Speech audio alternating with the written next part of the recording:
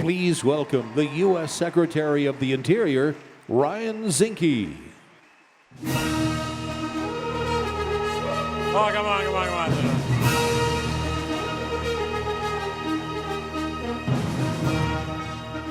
Well, you know it's a conservative when you open up with the Pledge of Allegiance and the Star Spangled Banner. Thank you.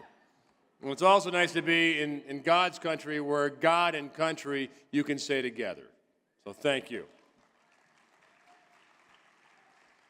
You know, Interior, I had no expectation of being the Secretary of Interior. But when you get in the office, it's a little different. Every time I go through a park down, I look to make sure we're in the right uniform and the bathrooms are clean. But Interior is 12 time zones. It stretches all the way from Virgin Islands to Palau. It's about a fifth of the territory of our Great Lands. And to be the steward of our Great Lands is an enormous responsibility. But our Great Lands, our treasures, belong to us. And the difference in the Trump administration is this. Believe it or not, I work for you.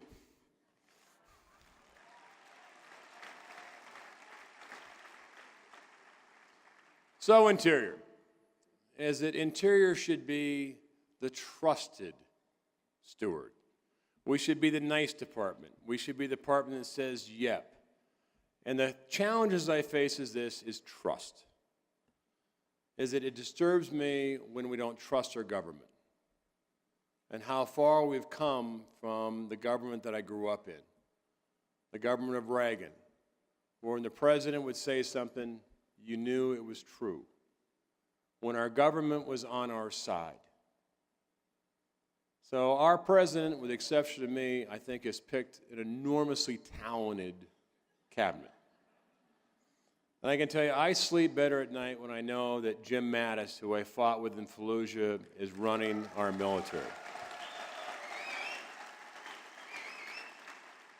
And I sleep really good at night when I know that General Kelly, now Secretary Kelly, is guarding our borders.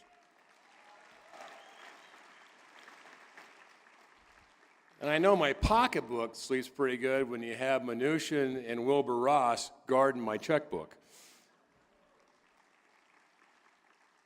But getting back to trust, you know, where did America turn where we don't trust our government? And how do we get it back?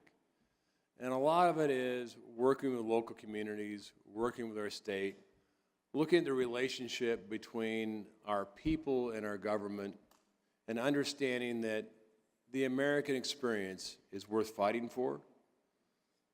But also, I'll tell you a little problem about Interior.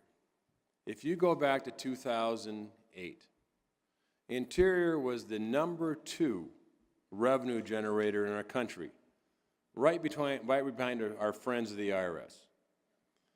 In offshore alone, Interior made about $18 billion a year. That's a lot of money. Last year, we made 2.6. We lost $15 billion of revenue a year. So when I came in, and everyone loves our parks are about $11.5 billion behind in maintenance and repair. Overall, Interior that protects our lands and our wildlife refuges, we're about $15 billion a year. So in scale, we would have addressed our entire backlog of maintenance repair and been able to deliver $3 billion of additional investment which we need in 1 year. So that's the consequence of putting 94% of our offshore off limits. That's the consequence of not harvesting trees on land. That's the consequence of locking and shutting American energy and access and recreation from our lands. And I can tell you, the war on American energy is over.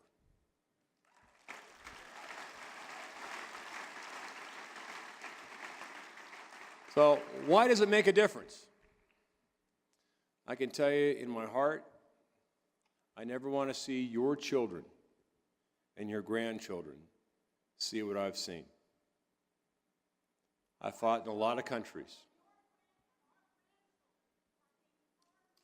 And I have never want to see our children have to go to war over resources we have here. Secondly, it is better to produce energy. Isn't this great?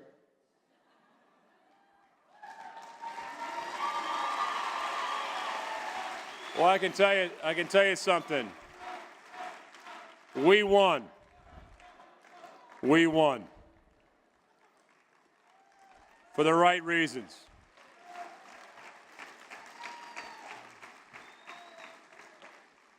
I can tell you it's better to produce energy here under reasonable regulation. And I'm a great admirer of Roosevelt. I don't believe that our public lands should be sold or traded or transferred. But we should use our public lands. But we should use our public lands for the benefit of all Americans. It is better to produce energy here under reasonable regulation than watch it be produced overseas with none.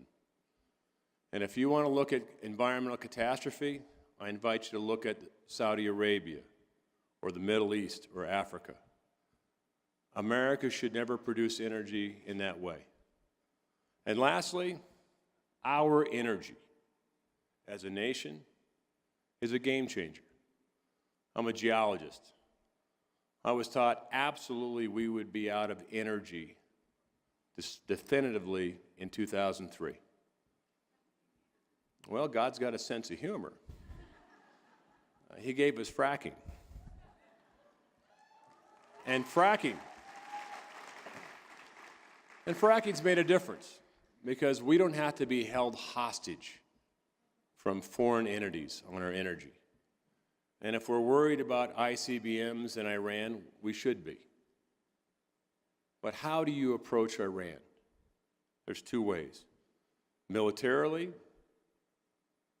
which I do not want to put our children in battle over a resource we have here, or economically. It is better to position ourselves economically for energy dominance. Because with energy dominance, we can control our own future as a country, we can have jobs at home, we can have industry, and if we need to, we can apply leverage overseas. That is America.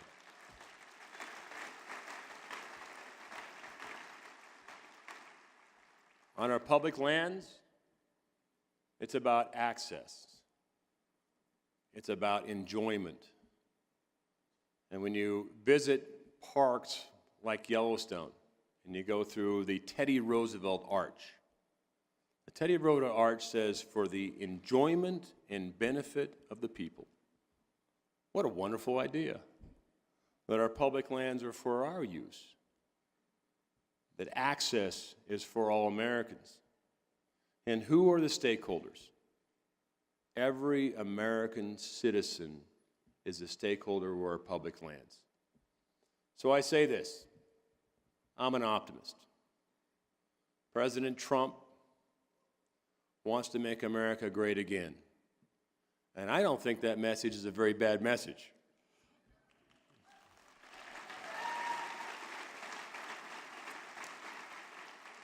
And for those that know Vice President Mike Pence,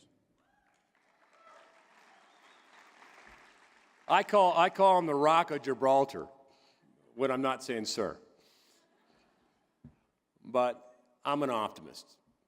We have been blessed with a great nation. We have been blessed with great resources. We have been blessed with fertile lands. We've been blessed with our ability to practice our faith and the courage to say we are Christians. God bless America. So thanks for showing up. Let's do our duty. Thank you, and God bless.